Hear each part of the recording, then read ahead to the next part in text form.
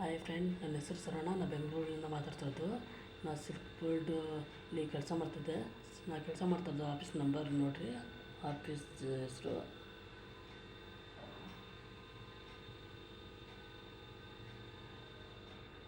ಚೆಂದಾಗಿ ನೋಡ್ಕೊಳ್ರಿ. ಈ ಆಫೀಸಲ್ಲಿ ನನಗೆ ಸಂಬಳ ಕೊಡಬೇಕು.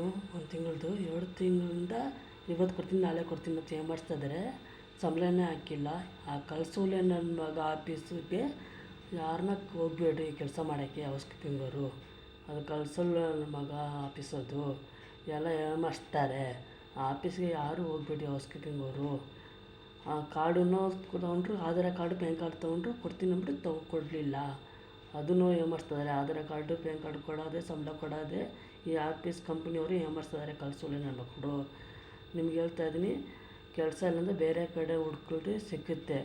ಆದರೆ ಈ ಥರ ಈ ಆಫೀಸ್ ಕಳ್ಸೂಲಿ ಆಫೀಸ್ಗೆ ನೀವು ಹೋಗಿ ಸೇರ್ಕೊಬೇಡ್ರಿ. ನಿಮ್ಗೂ ಏಮಾರಿಸ್ತಾರೆ ಅವರು. ಆ ಆಫೀಸ್ಗೆ ನೀವು ಹೋಗಲೇಬೇಡ್ರಿ. ಹೌಸ್ ಕೀಪಿಂಗ್ ಕೆಲಸಕ್ಕೆ ಕಳ್ಸೂಲೆ ನನ್ನ ಮಕ್ಕಳು ಏಮಾರಿಸ್ತಾರೆ. ನಾ ಫೀಲ್ಡ್ ಆಫೀಸರ್ ನಂಬರ್ ತೋರಿಸ್ತೀನಿ.